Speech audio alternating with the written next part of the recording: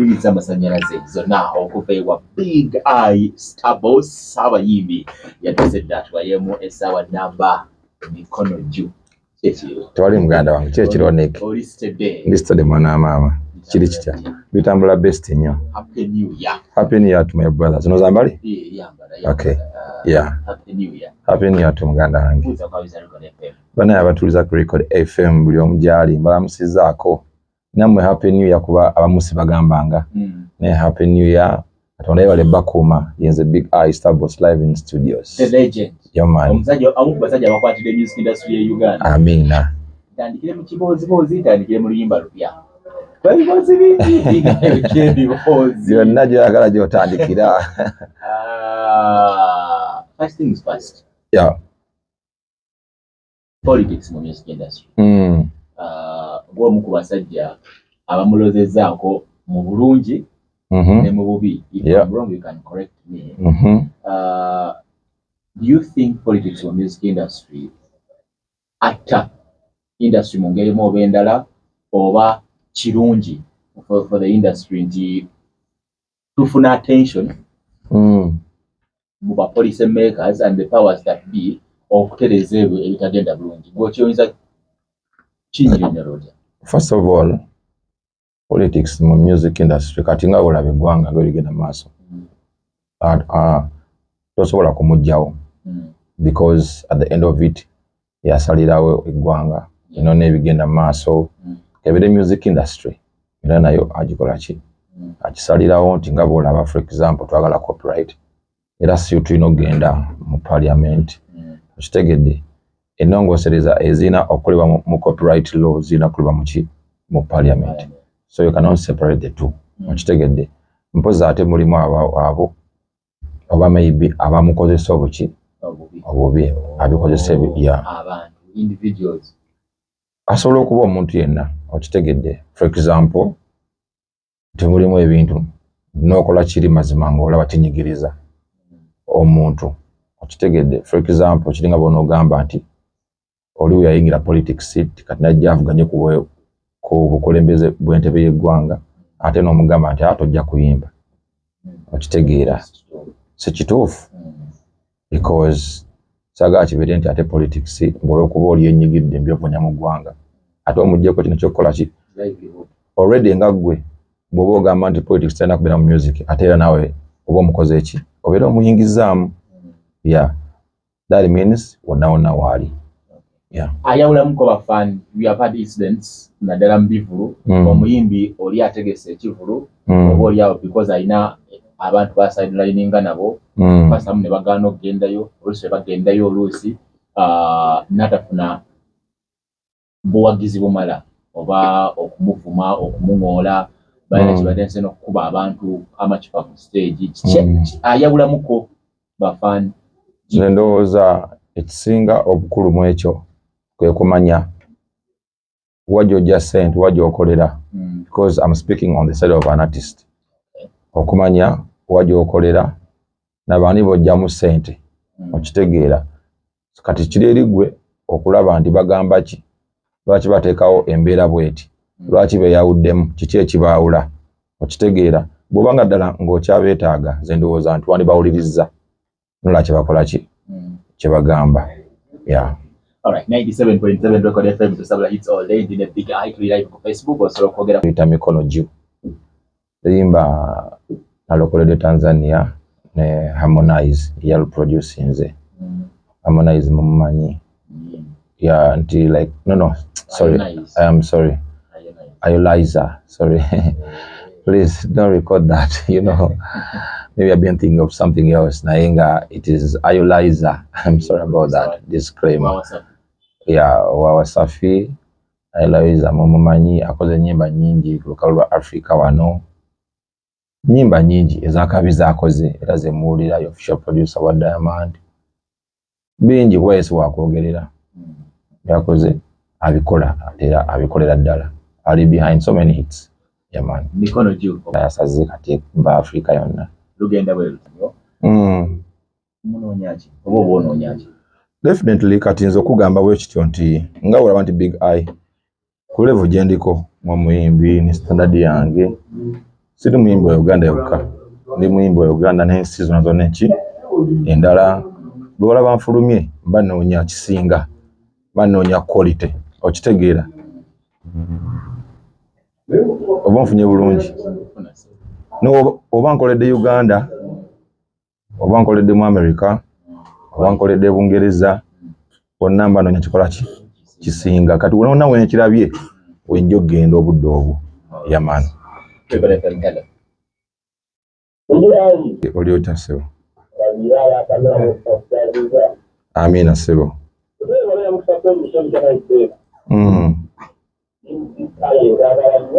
esebo bonna aba big idea had bonna mbatumiddeko nnyo kyakabi nnyo muganda wange yeah.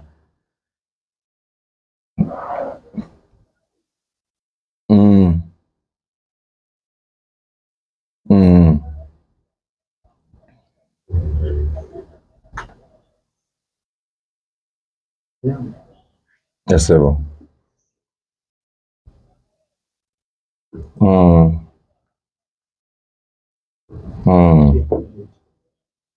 Okay. Ndoza muddemu.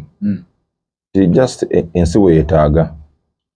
Ensi yeetaaga buntu bulamu na bukakamu. Bale bayi muba mu showbiz. Showbiz. Amawulire malungi oba mabi asitoba ng'oli mawulire. Oli agambye like ayogedde ku kubeera ng'oli humble. Showbiz osobola okumukola nga tokosezza nga tonyigiriza muntu yenna mu mbeera yonna yaman. Hello, Wanji sebo gyendi munange oli otya muganda wange esebo neyanzege amina nnyo neyanza sebo nene nsigala nga omutima gwange gwagala okuyimba gukyagala music. Waliwo omwana kyeyayogedde kyonna kubanga afuma online that got you n'oliranga banvumya ebintu bingi Nick by that time bingi naye ate nga bomanyi nti essanyu we lijja ate erikwerabiza ennaku n'obeera ng'oyogerako njogere naye nga ekisinga obukulu wa Katonda wakutadde essaawa eno yamaani akitegeera naye nga byaliwo n'otunula ng'obiyitamu bimu ng'obisomamu naye nga olina sigala ng'onywedde bunywezi.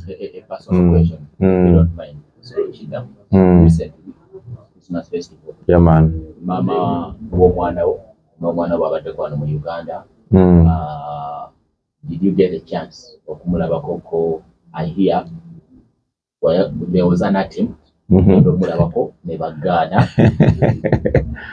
What do you say? By the way, I would say kuba njogeddeko naye ku makya leero ku simu ne mugamba naye omanyi nti nno interview kati zisinga zenkola bagamba because this is the third interview nga bambuuza ekibuzo ekifaananako bwe kityo nti bamblocking okulaba najja konkola ne bamblockinga but I don't think it has ever happened anywhere.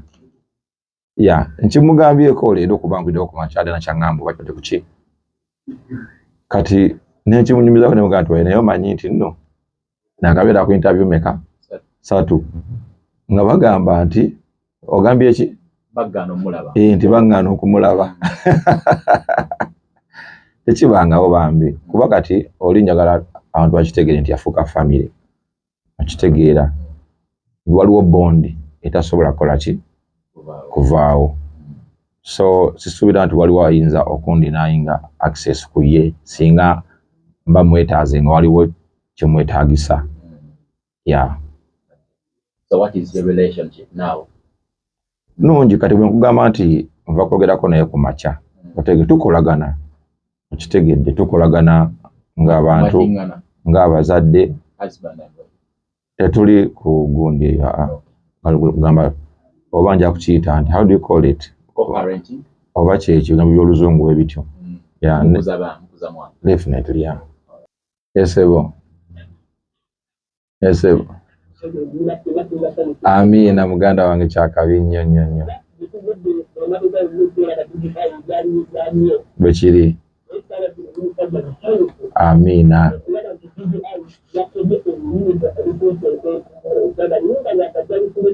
Sebo.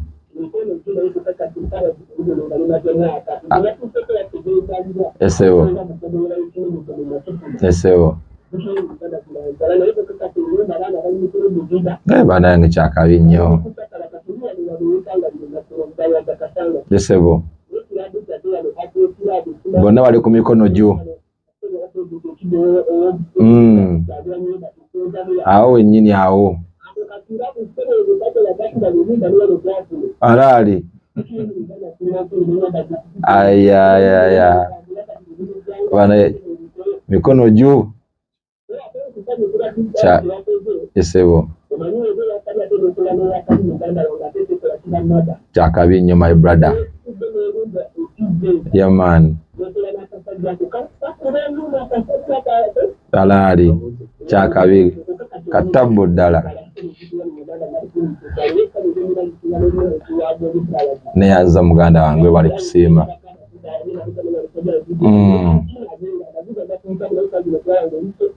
Amina. Kyakabi my brother. Bless up.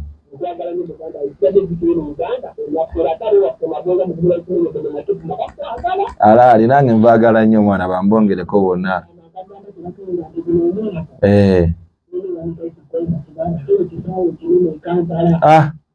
Abyogedde. Alaali. Wa alaikum salaam wa rahmatullahi wa barakatuh. Akumi naawe.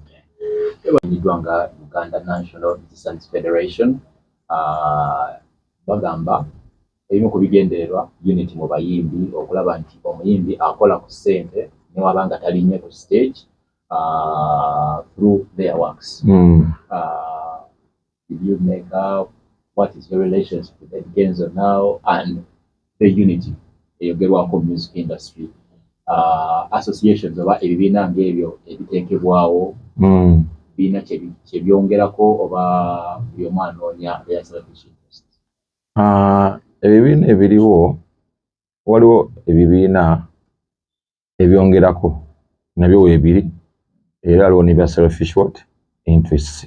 Can you name some? Okugeza ng'ekibiina kya UMA, Uganda Musicians Association, ndowooza abantu bonna bakimanyi mu kyekyasookera ddala okuŋŋaanya abayimbi mu ggwanga wano ne kyetooloola eggwanga nga kitambula ne kiwandiisa abayimbi bonna ne kifuna clusters mu bitundu eby'enjawulo mu north, mu east, mu ki.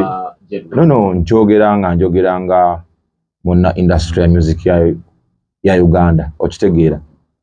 Not because I'm a part, yes, ndi member wa UMA.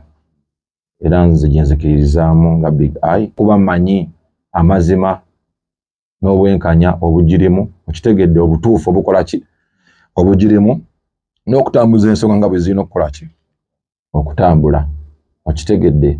Era kyovola nti nnyimira nnyo ku values zaaki, kitegeera byekoze byo ebikoze era ekyabikola era ekola ebyo byolaba omuyimbi wa Uganda byakola ki. Ebintu ebisinga byolaba kati abasinga babuukira biki bibuukire UMA yabitandikako dda nga onoolaba nti oleese omupiira oguleese abasinga. You mean the federation? All those, okitegedde. Gwe kyolina okumanya nti UMA ye mother association y'abayimbi mu ggwanga lyonna, okitegedde. Era atuukako n'ekiseera nga bagiyita UMAs, nga kitegeeza nti zonna zipulaginga mu UMAs. Yes, tetulwanyisa, tetulina buzibu na industry okukwataganyira wamu, kukolagana wamu, naye tulina obuzibu n'oyo ajja mu industry n'ebigendererwa ebiri personal ng'omuntu n'ebigendererwa ebyokwawulayawulamu mu bayimbi. Ani ayawulayawula? Nemba simenye nti ono kuba omuntu tomugjayo nti wuuno naye oluusi kaba kabondo. Tolowooza nti yenna alina kyakola sakibanga kigatta ku industry akikole kirungi okugattako nga tomenye nga toyonoonye buli wogamba nti ozimba.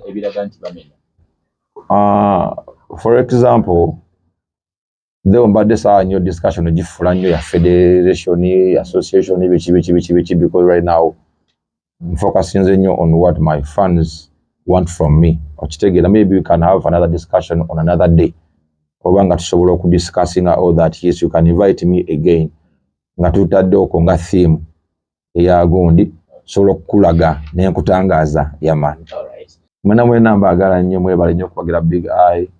Mumpadde amaanyi mangi yonna buli gye ndaganya abantu batuwagirira ddala nnyo tujje ngenda okuyimba olabanga essanyu ly'amaanyi abantu bajja mu show ne bayingira nga bangi nnyo n'omutima muki gumu okitegeera so banaye temujjanga okwo mwongere maaso era nga okimanyi teri asinga mangi g'abantu asitagaba naawe babijja tambula. So pozi n'okwebaza record mwena management yonna oba ali mulwadde nga abantu obulwadde. Yeah, like was it last year, but one was last year. Najja wano studios in the Singa mwebale nnyo mwena baagala nnyo tuko pamoja. Yeah man. Si Yantama. Oli member wa National Unity Platform. Yes please. Yeah. Waliwo okulonda mu 2026. Big Eye nga member wa NOB. Alina office na gyagenda okwesimbawo mu kulonda okujja. Sina interest mu kifo kyonna. Yeah. Era nkusaba osibule babalaba Big Brother Uganda. Kyakabi abaddeko ku Big Brother. Much love and respect. Big Eye, Star Boss. Sawa inasubira ekivulu. Yes, abantu bansaba ekivulu nno kiba abagizi bakyagala nnyo. Mukirinde ngenda kuba with date. Yeah. Okay, webale nnyo webalire ddala. Yeah man.